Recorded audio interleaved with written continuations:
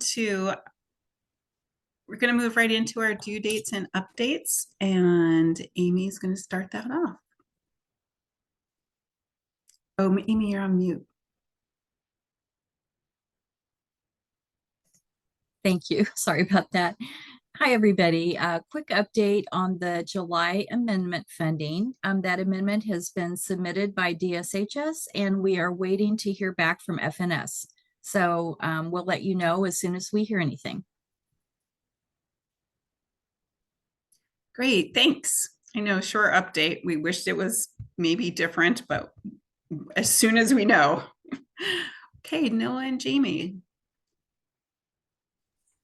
Christine, are you able to allow me to Sure. share a slide that's got all the info we're going to go through quickly? Why is that not letting me do that? Let me stop my share and see if that works. That is looking promising. Okay, great. Yay. All right. So, and you all should be seeing a single slide with a table. Awesome. Yep. All right, Jamie, jump in, but I'll just start. We wanted to loop back to all of you because back in, I think, December, we asked, or January, a long time ago, we asked for your feedback to sort of start taking the information that folks shared last summer in the food bank and food pantry listening sessions, to take a look at the recommendations from that report and help us do some prioritizing. So we wanted to thank you and let you know sort of like what we've done to move that work forward. And because we were realizing you all haven't seen the behind the scenes updates, and it's been a while. So the recommendations that we heard were to establish a location and procedure for sharing materials. And we wanted to let you know that CTW has a place on the website where there are some materials, and we've started reviewing those. And we got a little bit of interest from folks, and I think we've reached out to everybody who said they wanted to participate in implementing these recommendations, but this would be a great place where we could use some assistance. So I guess reach out to Jamie or myself if you did not already express interest and are interested in working on this with us. Around coordination, you all voiced the importance of establishing a system for work plan sharing and opportunities for contractors to share and discuss projects. We are working on setting up regular meetings throughout the year. But since the forum is coming up, we are going to kick those off sort of with a breakout session at the forum. So keep an eye out for that. And around capacity, we heard that there was a want to increase support for translation. And we wanted to highlight this in particular right now because CTW, Washington Food Coalition, and WSDA all have funding for translation. So for SNAP-Ed providers, if you're working with a food bank or food pantry who has this need, please start by reaching out to CTW because they're going to help navigate folks to the right funding source to help get that work done. But we have this resource right now, so wanted to encourage folks to think about using it. And developing messages so that food banks and food pantries understand what SNAP-Ed can offer. This was another priority that was highlighted. And we should have some opportunities this year at the Washington Food Coalition conference, and wanted to put in a plug for folks. I think we have 2 people already who are DOH contractors who expressed interest, and it's in their budget, and they are good to go to attend the Washington Food Coalition conference, which will be in September. But if you are interested and you have funds in your budget that you could move to make this possible, we want you to think about this now, because we would love to support folks to attend, but we need to make a special request to FNS because it will put us over the limit of attendees that we can just approve as a state. So if you have interest in attending the Washington Food Coalition Conference, please make sure you have the funds in your budget and let your contract manager know by May 17th if you want to attend, and we will be happy to put that request forward to FNS. We're going to have to wait for their approval, but would love to support putting that request forward. Any questions? And we're happy to share this slide so that you've got this info and the link to the conference. Just a quick note in the chat that Mariah Brown Pounds, who is going to be talking a little bit later about her work, that she is the person that CTW will connect you to if your resource will be in Spanish. And I bet you could send her a note right now in the chat if you wanted to. Thanks, Noah. Any other comments, questions for Noah?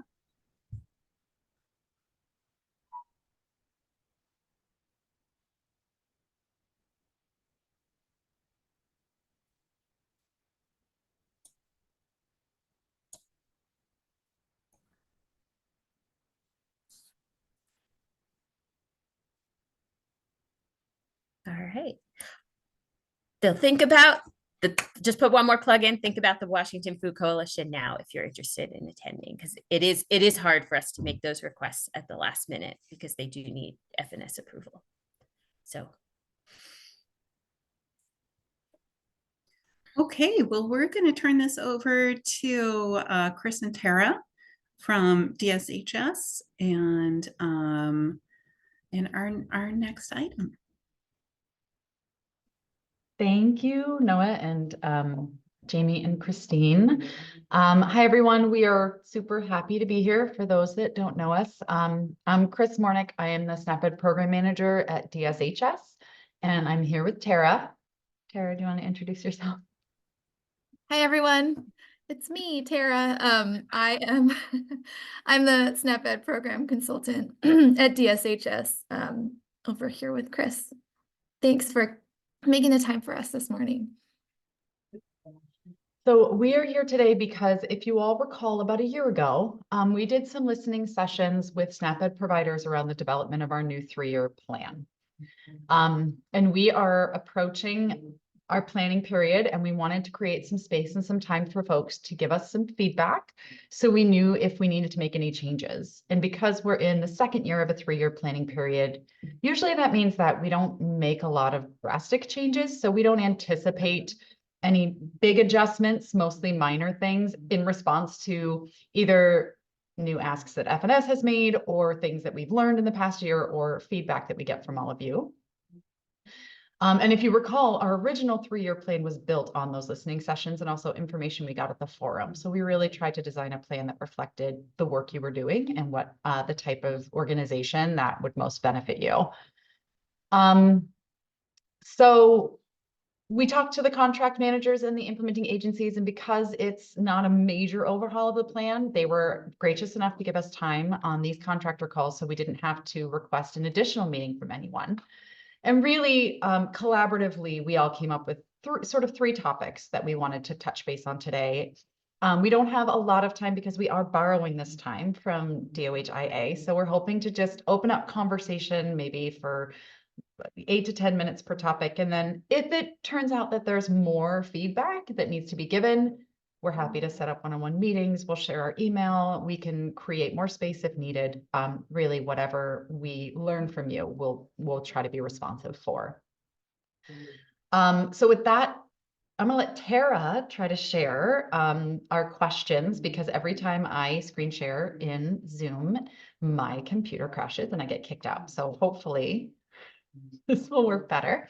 But while she's pulling that up, our first question is around the way that we sort of organize the work for this plan, which really for you, I think is most clearly reflected in the work plans that you all received. So for FFY 23, we created 3 new intervention categories. If you recall, one was schools and childcare, one was retail and food access, and one was community spaces. And the questions that we have for you are, do you feel like these interventions capture and reflect the work you're doing?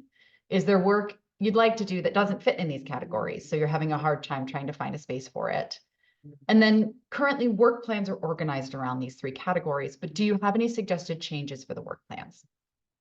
So with that, I will open it up to hear back from any and all of you. You can chat, you can come off mute, you can raise your hand, whatever's easiest.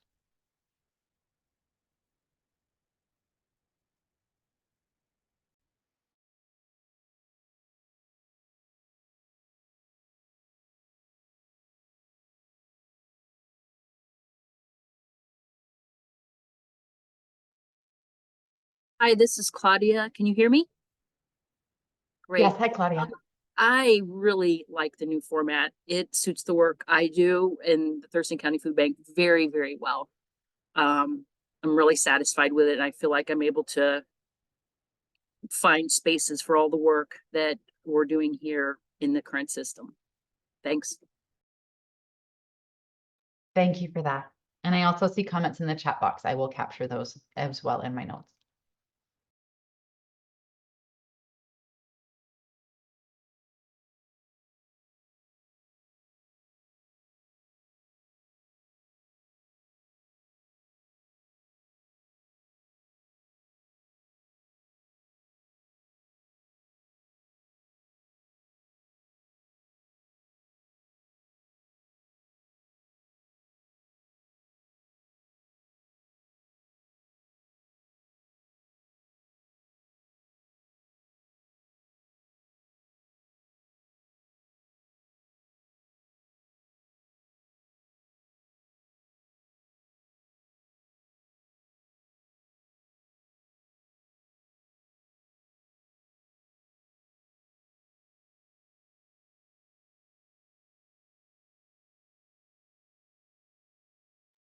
So I'm seeing a lot of comments in the chat. Thank you. That work plans work well.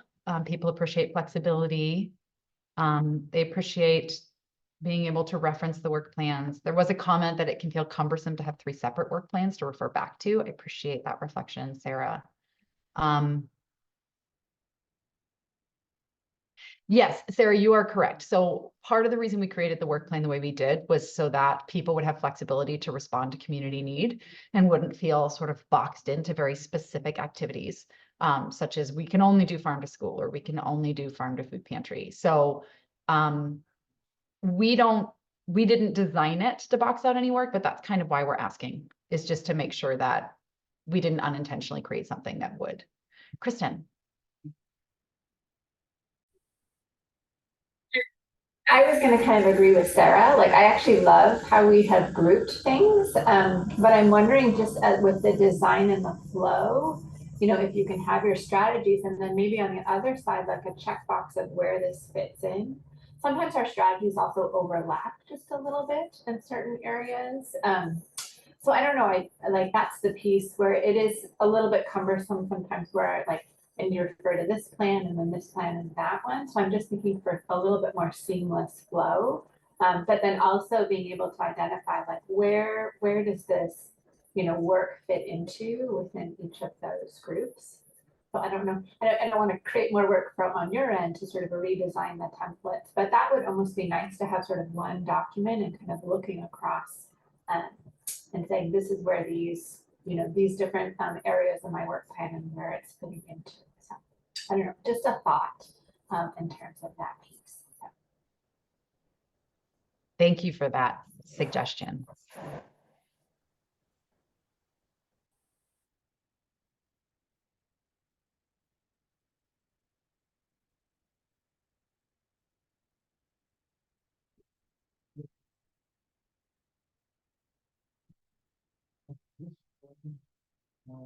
Any other thoughts on this question before we move on to the next? I think I've captured everything. I know this is recorded too, so I can always come back and make sure I captured it fully.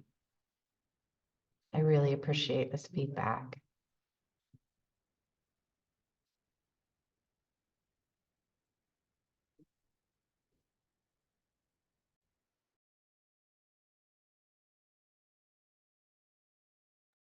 Okay, we'll move to the next, but if you think of something, feel free to throw it in the chat or raise your hand. So the next question we have is around collaboration, which was a priority of the way that we developed this plan. So listed on the slide are some opportunities that exist to help connect SNAP-Ed providers to statewide projects and support collaboration between providers and also with statewide partners. And some of these DOH is actually leading, such as the Fruit and Vegetable Incentive Program Community of Practice. There's also some regions have established separate regional gatherings, even though we're not in the regional model anymore. There's a local procurement work group that's part of the Farm to School network. And then WSU facilitates our retail access and Latinx outreach groups, which Mariah Brown-Pounds is here to talk more about. And then there's also the WSFMA, or Washington State Farmers Market Association Regional Leads Program. So our question for you is, were you aware of these opportunities?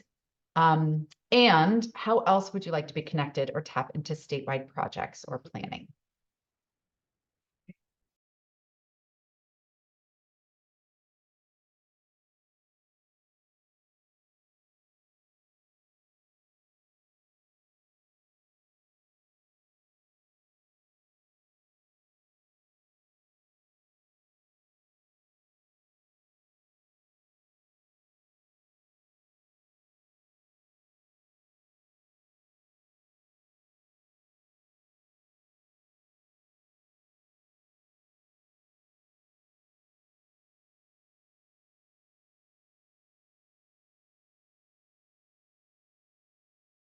Thanks, Kristen, for your comment in the chat.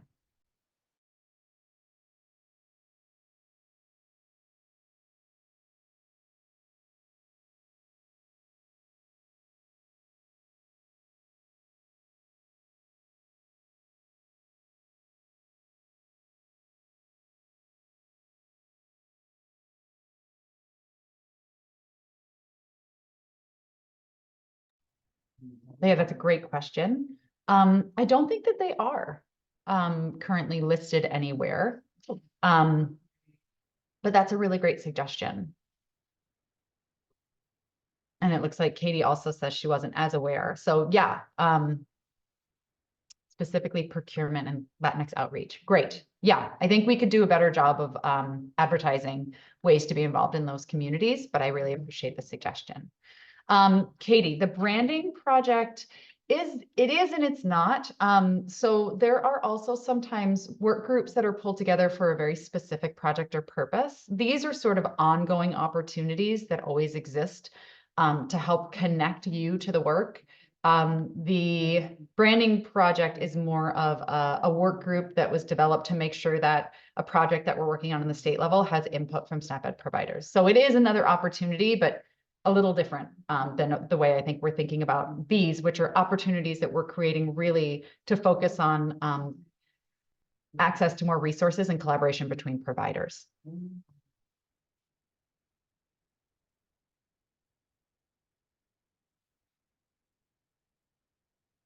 Okay, I'm just catching up on the work group, on the chat here. More great feedback on the community of practice, which is wonderful. People wanting to get involved in the procurement work group, that's great. We'll make sure that we follow up with your IA, and I'm sure we can put something, Jamie, in the notes, I'm thinking, from this call about how people can get involved. People, yeah, listing resources. Okay. Desire to connect with WIC. That's great, Hope. We would love to build more connections with WIC as well. So by all means, if you have ideas or specific things around that you're looking to collaborate on, let us know.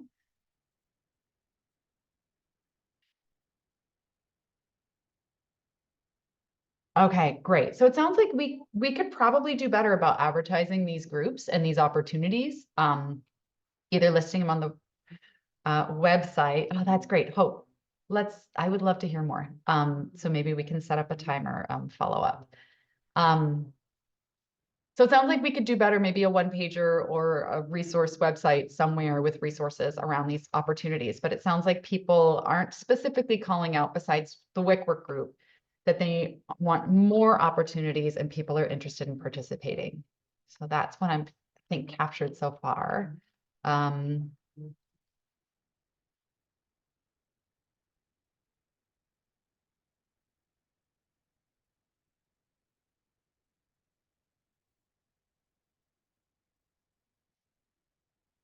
Kendra. A list of regional contract. That's a great idea. Okay, and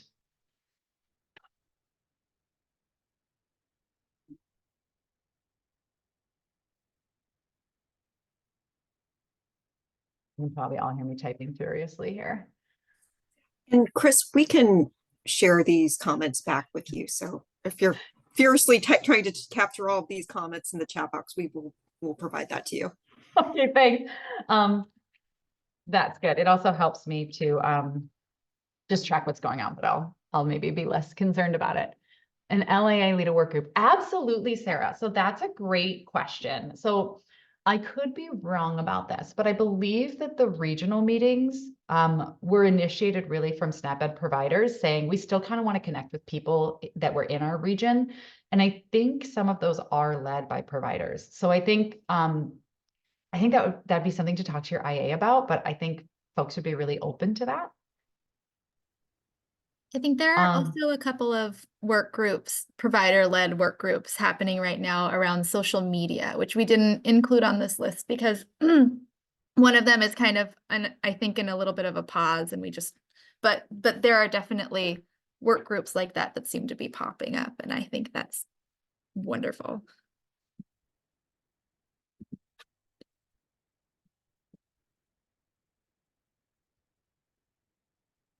Some more wonderful suggestions too in the chat box around collaborating and around work happening in clinical settings with food insecurity screenings.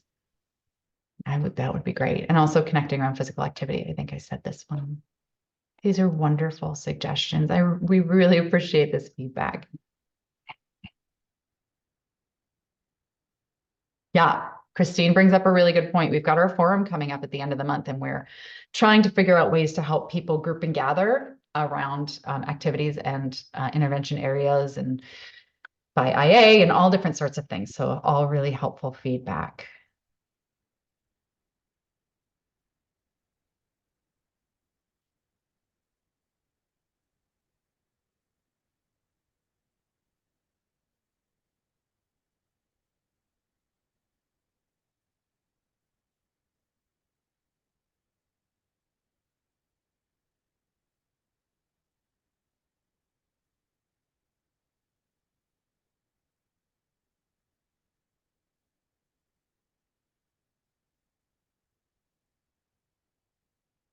Sarah asked a question a ways back I'm seeing about WSFMA regional leads and what it would mean to be more connected to the WSFMA regional leads program. And I think in terms of being able to tap into them as a statewide project, that probably mostly is just like, if you're interested in working with your farmers market, or if you are working with your farmers market, are you connecting with your regional lead to learn more about how they might be able to support the project or potentially share the project with other markets across the state.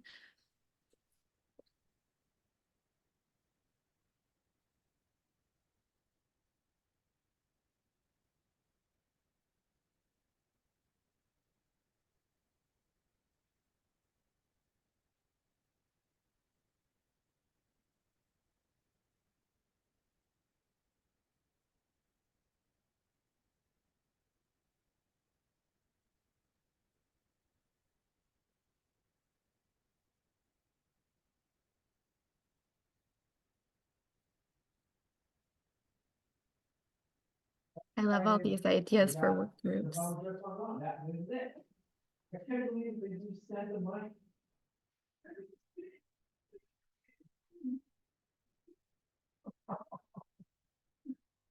Oh, that was stressful.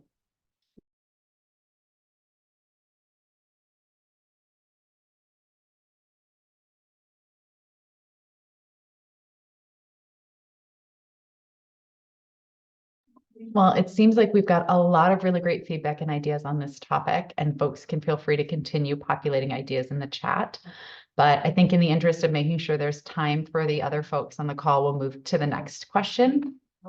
And the next question is more broad and really is just around challenges. So again, this particular listening session is in relation to developing the plan. But that said, any and all feedback is welcome. But the question we're asking is, what challenges do you encounter to developing and implementing your SNAP-Ed work plan and performing administrative tasks?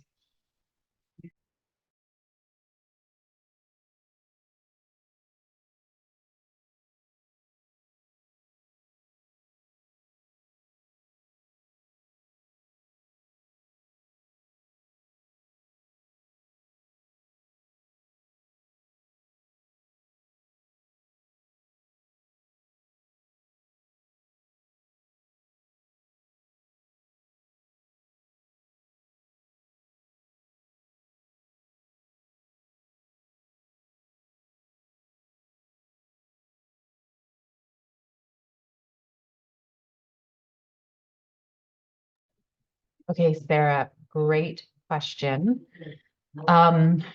There's a section of our quarterly report that asks us to point out any work that particularly connects to the SNAP-Ed equity plan. I don't remember us going through that together. And conceptually, I'm unsure on how that connects now that we're in the FFY 24-26 plan and or individual work plans. So we do have, it was developed before my time, but we do have a state anti-racism and equity strategic plan that's available on the WSU website. So I believe that's probably what the quarterly report is referring to. But I might pass it over to Jamie to see if she has more information she can share about the expectations for filling out that section in the quarterly report. Is that okay if I put you on the spot, Jamie? Yeah, although I might ask one of my other colleagues to who maybe is more familiar with that aspect of the report to contribute. Yeah, I think we were put that in as a placeholder because that is something we as an IA need to report up to DSHS. But I am 100% with you on that. We haven't really like been incorporating that really into our conversations, right? With like a common language. I feel like we haven't really gotten there. So that makes sense that it's confusing. I feel like that's sort of like was a placeholder for us, but that we haven't really connected the dots there on a common language. So that's on us. And I think I would just view that as a placeholder for now, because we haven't been really talking about it in reference specifically to that plan, even though equity conversations come up lots. Thank you. No, that's a good, I mean, I was struggling with that, trying to figure out kind of where we were with that. So that's an area we need to work on. So.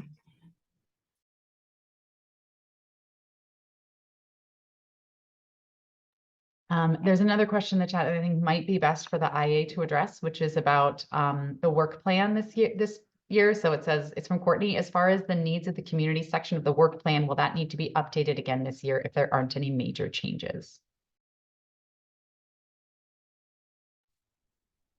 All right, you're asking this.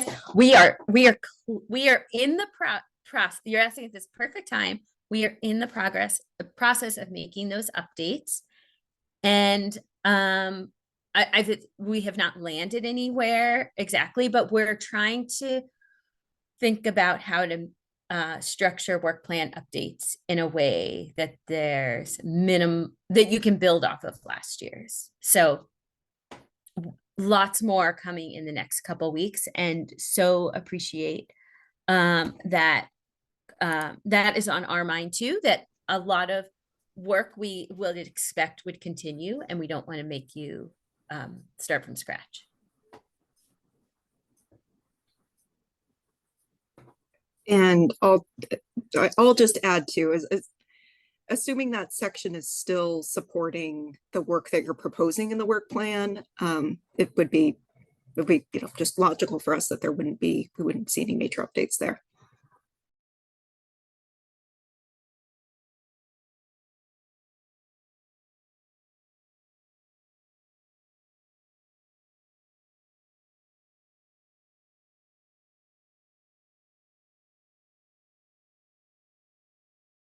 I'm seeing a fair amount of questions about pairs reporting being really cumbersome and taking a lot of time. Tara, do you want, I know Nora has addressed this before in terms of what we can and can't change for pairs reporting and some of the requirements that we have just because of FNS.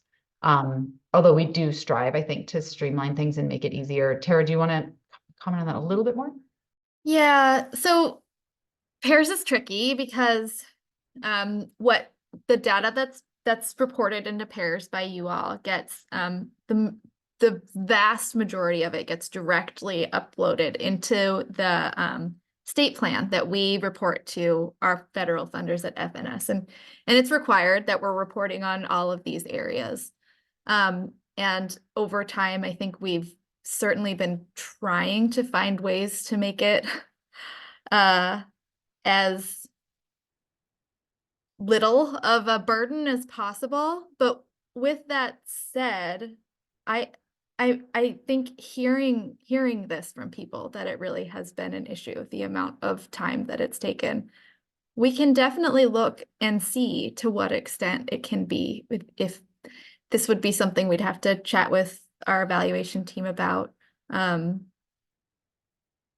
there may be areas where we could attempt to simplify. I don't know to what extent. And I'm totally with you that the pairs reporting can be very tedious and very time consuming. And I remember that when I was working as a provider, I had felt the same sentiment. So definitely hear you on that. And I think that is something that we can talk about.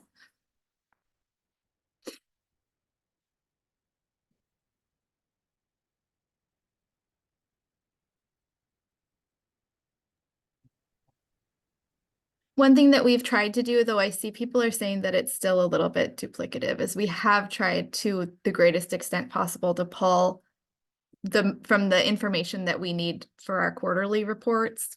We've tried to work with IAs to make sure that it's not pulling the same information that we're already asking folks to report on in pairs. But that's also something that we can continue to work on and see how we can streamline more over time.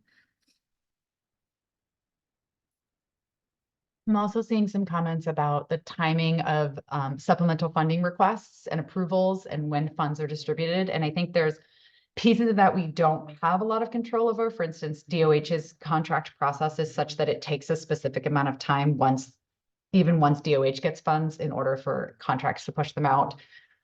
But we are trying to do a better job of tracking underspend, which is what supplemental funds are. They're funds that aren't being spent either in the same fiscal year or from the previous fiscal year. And we are really trying to get a better handle on that so that we can distribute funds earlier in the year, which hopefully will give people a little bit of an advance. And we have a better sense of the funds that we're coming into the next year with, even though we don't get our Q4 invoicing for that year until December. So we can't definitively know what is going to be unspent. Trying to get a better handle on it ahead of time means that we have a better sense of how much funding we'll have earlier. And so hopefully that will help a little bit on that burden. And I see, Seth, your comment too about single year contracts. I would like to explore that one a little bit more on our end. It's tricky because we get our allocation funding yearly. So we don't have a guarantee of funds past the current year beyond what we're permitted to spend from the previous year. So when we get funding, we have 2 years to spend it. But we do try to allocate all of it in a single year. So that makes it really hard. Even we have a hard time doing multi-year contracts, but we have done them before. We've just said they're contingent on funding. And so I think we can look into that and see what flexibilities there might be there.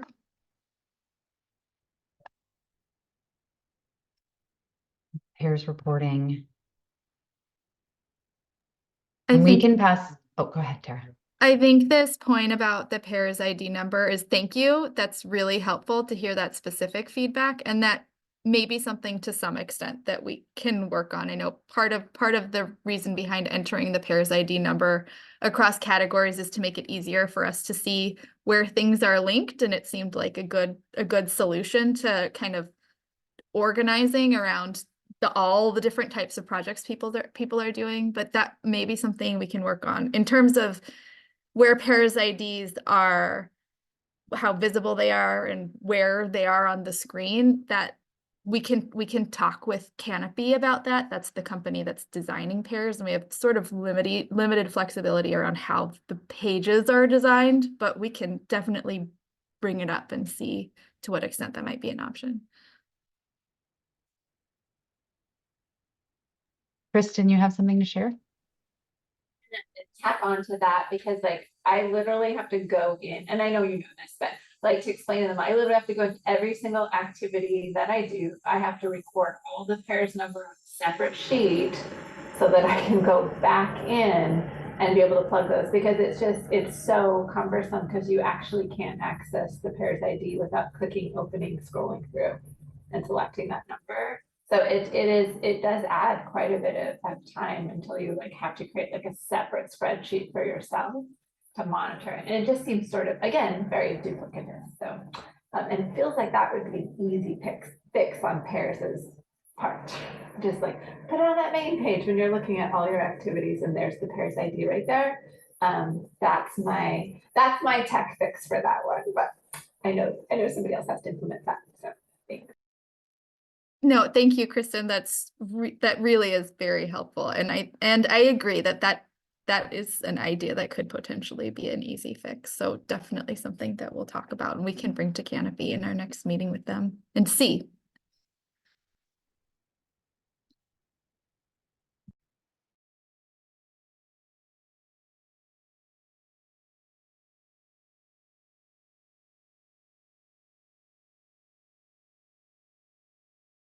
And I saw a comment saying that these questions seem negative. These questions are extremely helpful. We don't have, Tara has experience working at the local level. I don't. And Tara and I both see our job as trying to make your jobs as easy as we can. So all of this feedback really helps us understand better about your experiences. And we really do take it to heart, and we really do try to address what we can. And so I think all of this feedback, and I appreciate too that for some of you, this is probably feedback that you feel like you've given a million times. And so thank you for still continuing to push it forward, because again, opportunities change, and our goal is really to help address these concerns that we can. So we really appreciate it.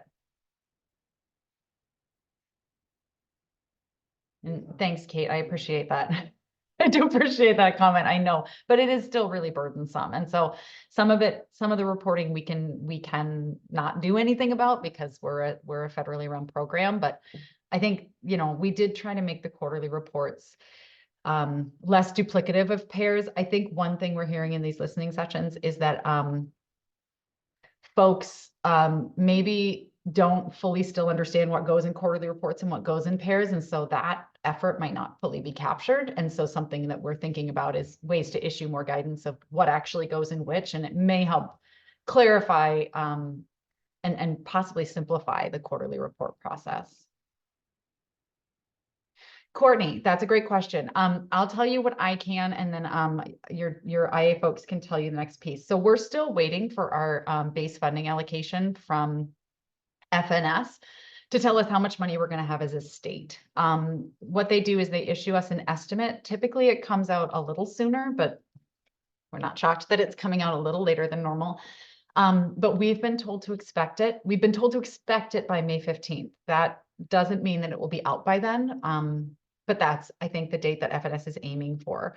And they're also at the same time going to issue our FFY 25 guidance, plan guidance. So what we have done as a sort of the leadership group is we've all kind of come together and already started putting together draft budgets and trying to figure out what the needs for 25 might be, so that when those allocations are released, we can try to turn the budget base allocations around as quickly as possible. And then does someone from the DOHA want to answer the question about when the submissions for work plans and budgets will be due? Yeah, well, I'll do my best, and then other DOH team members, feel free to jump in. Our goal is to allow every contractor to have at a minimum 2 weeks with the work plan and budget templates before you submit them to DOH. We'd love for you to have more time, hopefully 4 weeks, but at minimum, we're shooting for 2 weeks at minimum. But as Chris said, we're waiting on some things. We need to know how much funding is available. We need to know, are there going to be any major changes in the NPAIR system that we use to submit the work plan documentation and the budget up into? Are we going to need to make changes to those documents that we're asking you to fill out? And then as part of that, we're waiting on the new SNAP-Ed guidance to see if there's going to be any major shifts in what's allowed under this grant. So we're just kind of waiting for the release of all that information. And then as soon as we can, we'll work to get the work plan document and the budget document out to you. As with most things, we aim to have as few changes for you as possible. So we're going to do our absolute best to keep things the same in terms of template and process, the same in terms of kind of what we've done in prior years. So just plan that you all have these templates to fill out at some point in June, plan that you'll have 2 weeks at minimum, but hopefully closer to 4 weeks. Just popping in with this is our one minute warning, so we should probably try to wrap up. Thanks, Jamie.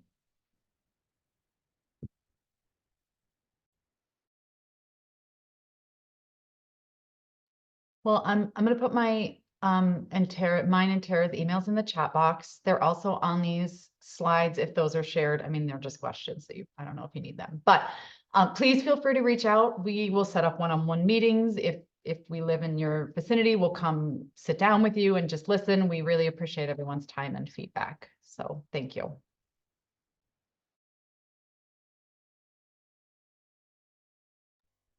Yeah, and I'll just add that, I did have experience as a provider, but it's been years ago now. And I know during that time,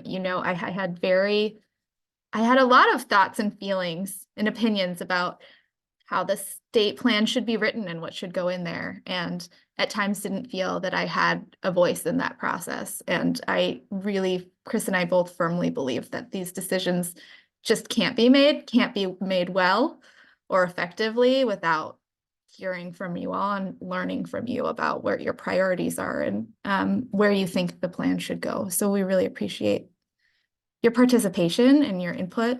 It's incredibly, it's incredibly valuable. So thank you.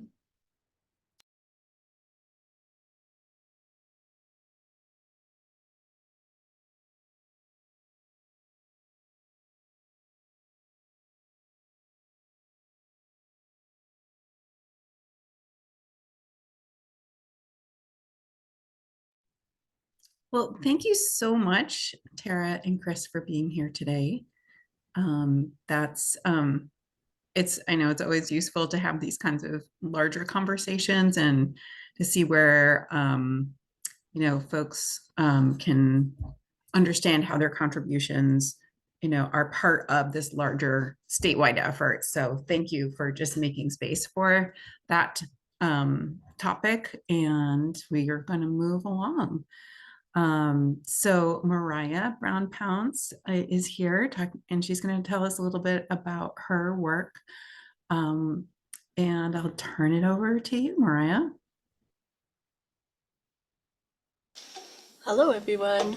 Thank you for including me in your meeting.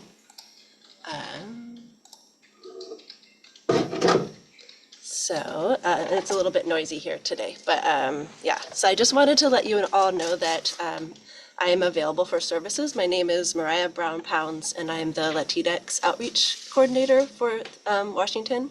And so I am available for everyone. Yeah, I'm Mariah, and I'm really excited that I just hired a Mixteco interpreter. So if anyone needs help with Mixteco, like maybe if you want some recipes or just reaching out to your community, we have that resource now. So that's pretty exciting. And yeah, so just some services that I have. I think the most obvious one is the translation of materials. And I can translate, like, if it's something short, I can translate it pretty fast. Like, people have been sending me Canva, like social media posts, but then recipes or, but I also have gotten some longer stuff, and then just give me a little bit more time and can get that back to you. Other things that we can provide, me and Guadalupe, is just direct education. We actually can do classes in Spanish or just interpreting into Spanish for classes, virtually mostly, but also we can go in person in some cases. And we can do support with needs assessments, maybe brainstorming ways to do a needs assessment in Spanish or Mixteco, and facilitating focus groups. And then also just meeting one-on-one to do brainstorm strategies for Latino outreach in your community. So just very, very available. Reach out to me anytime. Here's a few resources that I have put together. I have a list of Latinx-friendly food bank recipes, a list of culturally relevant foods for food banks to give out for reaching the Latinx community. So if you wanted that to share with food banks, I have that. I have a list of foods to grow in a Mexican food garden. And then Snohomish holds the files for a very large list of recipes that are translated into Spanish and Russian that I am happy to share with you. And so that's a great resource, and I don't know if many people know about it. So that's a resource that we have. And then I have just some random tips for you, just kind of, one is like for food demos, bring Tajín, lime juice, and Valentina to food demos, or even like if you're doing popcorn with kids, they really like that. Include ingredients that are familiar to Latino audiences, like tomatoes, peppers, jicama, cilantro, or beans. Ideally avoid canned foods, or because most of the Latino community does not use canned foods, or just highlight foods that people tend to be used to that are canned. So like maybe corn and bean salad, and then definitely show those cans so people know that, oh yeah, this is really good and it comes from a can and it's just as nutritious. So just, I think, yeah, people tend to be a little bit wary of the canned food. Family friendly music food, I think everyone likes that. Ideally, if you could hire from the community, that's the best way to outreach to your Latino community. And just kind of a random thing is, I think probably a lot of people know this, but like relationship building is huge before doing focus groups. Ideally, you could just like have everyone be comfortable with you and each other before you do any sort of focus group, because the data you get is going to be way better than if they're uncomfortable. Yeah, I think that's it. It's short and sweet. So yeah, feel free to reach out to me anytime. And yep, I'm available for any services, and I love to meet people and hear about what they're doing and learn delicious new recipes. And yeah, so definitely reach out anytime, and I'll put my email in the chat.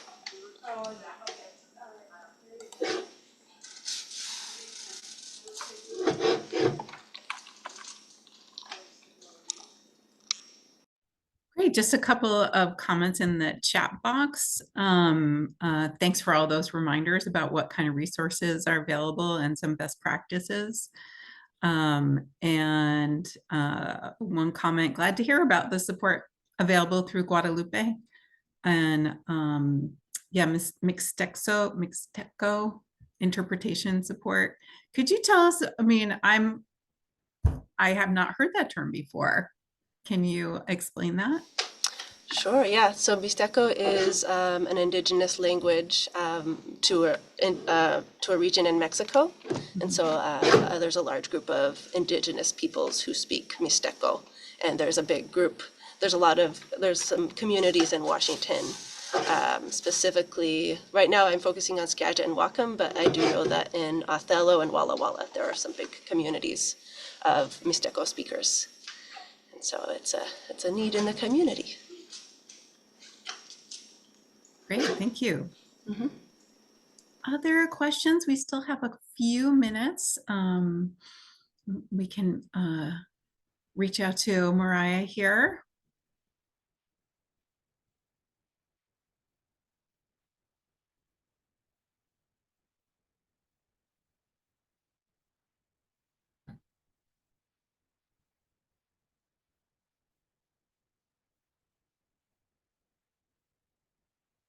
I do have a question, which is some of the resources that you have. Are any of those available via the resources page on the SNAP-Ed for Providers site, or are there plans to put that on there? They are not there. I think I have reached out to CTW, but I will again to see if we can get them up there. Okay, great, thank you.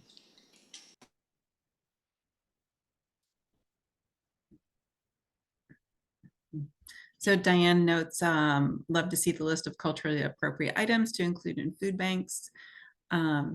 Yeah, definitely. And I'm also thinking about a topic that will most likely come up if you're interested in culturally appropriate foods in school cafeterias. The team nutrition folks who were on the Friday forum a little while ago, their upcoming project for FFY25 is on culturally relevant foods in the cafeteria.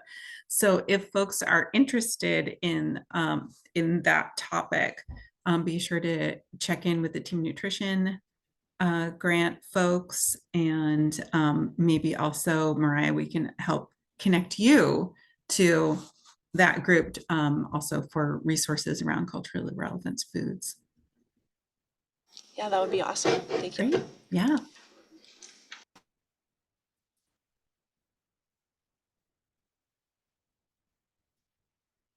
And just one last thing in regarding some of these resources, you know, DOH does have a box folder that if there's some that we could talk to you about, maybe hosting a site that has some resources, and you know, we are able to share that resource and that location across IAs as we do for the FEIP community of practice. So maybe we can talk about if there's some hiccup with getting things on the website, maybe we can have an interim spot for those resources to live.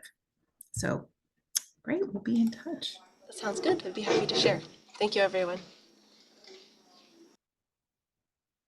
Okay, and then Katie had a question. Is that the FNS team nutrition? Yeah.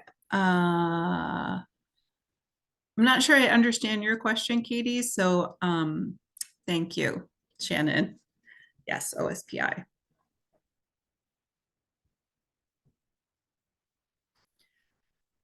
And again, with that project, I think the forum is the best place to connect because that's really just kind of starting to get off the ground. So if people are interested in that project, there'll be lots of opportunity to get in touch with OSPI folks.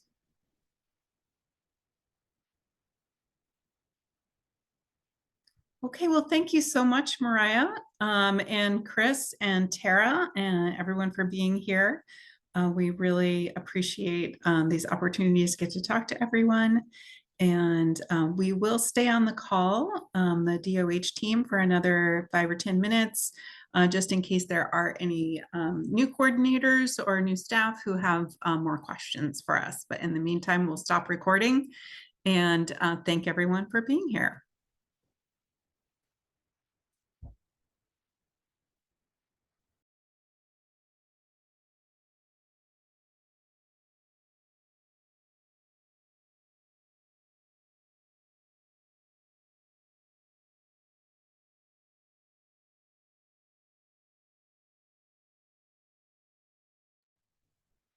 Jamie, do you need to stop recording or can I do that? Or